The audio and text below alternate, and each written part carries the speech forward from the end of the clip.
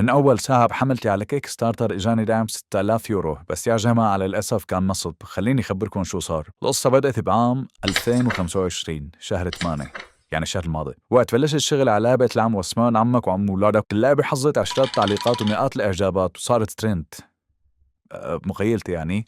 فقررت ساوي حملة دعم مشان خصص له دوام كامل، وكمان بدي رسام مشان يرسم رسومه. المهم سويت عرض تقديمي للحملة وقدمت على المراجعة بالموقع، وبعد كم يوم انقبلت. بعد ما صارت الحملة لايف بلشت رسائل تجيني من كل حدب وصوب، بس أنا مو فاضي رد عليها لأنه كنت عم آكل. المهم أغلب الرسائل كانت نص واحتيال، ومن ضمنهم عمكم كيفن. أول شي بلش يسألني أسئلة عامة على اللعبة على أساس مهتم. فعليا كل شي عم يسألني عليه موجود اوريدي على الحملة، بس عم رد عليه يعني قصدي. المهم عم يقول لي انا بدي ادعم وهيك، بس عم يسال اذا عندي عالم كمان حيدعموني. قلت له عندي تيك توك وفي 50 متابع وكلهم حيطه. مزحن ما قلت له هيك، بس قلت له انه عندي سوشيال ميديا متواضعه وحاعمل فيديو عن الحمله وهيك. المهم ضل يسال وجاوبه ويسال وجاوبه كذا، وفجاه عم شوف الحمله الرقم تغير من 0 ل 27 كرون سويدي. فانا كيفت يعني انه في حدا ساهم، ولو حتى المبلغ قليل يعني 27 كرون يعني $3 حلوين كبدايه. بس وقز بدقق شوي بالرقم بلاقي 27000 كرون. ودا هيك ولكم رحت لانجن. المهم فتت لشوف مين هذا الحوت اللي دعمني، لقيت عمكم ايميل كاتب لي رساله بعت لي تفاصيل اللعبه على هذا الايميل مشان دبل لك المبلغ. قلت له ايش انا اللي ببعض، فسويت له ايميل شي على عيني وبعته، وهذا اللي وصلني منه. واو اميزنج، حملتك تستاهل دعمين مثلي مو بيس.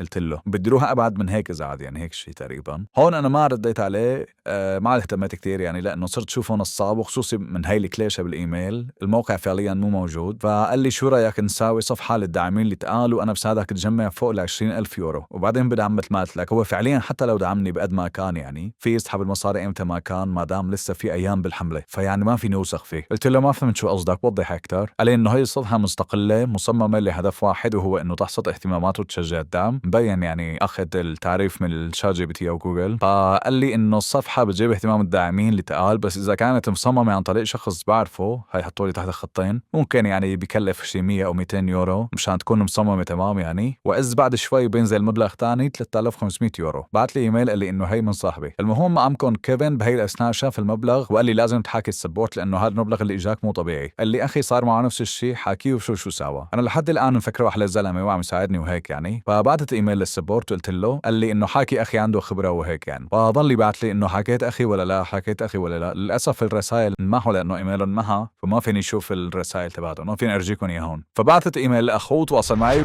عادي بشكل طبيعي يعني، عم نتراسل على الايميل. بعدين قال لي انه في واحد بيساعد بالحملات وهيك بس بمصاري. فهون لما جاب سيره الدفع صار مشكوك بامره 100%. وبعد كم يوم حسابه لكيفن راح من الكيك ستارتر، وعرفت انه نصاب، وغالبا هو نفسه الشخص اللي دفع اول مره وثاني مره. اخوه لكيفن هن كلهم يعني 4 بواحد. فهذا اللي صار، بجانب انه اجاني اكثر من 10 ايميلات لناس على اساس انها من دعم تبع الكيك ستارتر، وناس على اساس انه ساعدت على شهر الحملات ونجحت وبيساعدوني وكذا، بس يعني بمصاري كله يعني قلاته. بس في شخص واحد والله كفو دعمني ب 15 يورو، بس المصاري حيرجعوا له لاني كنسلت الحمله وسويت حمله جديده، فهلا بدكم عليها. المهم بسبب الشغلات قلت بعمل حمله لانش كود نفس فكره الكيك ستارتر، بس مركز اكثر للجمعيات الخيريه. عدلت كثير على الحمله تبعت اللانش كود قبل ما تصير لايف، لانه ضلوا يطلبوا مني انه ضيف هيك واعمل هيك وقيم وحط. اخر شيء وافقوا عليها. بلشت الحمله، ما اجاني ولا مسجات ولا سكامرز ولا دعم ولا شيء، فكنسلت الحمله كمان.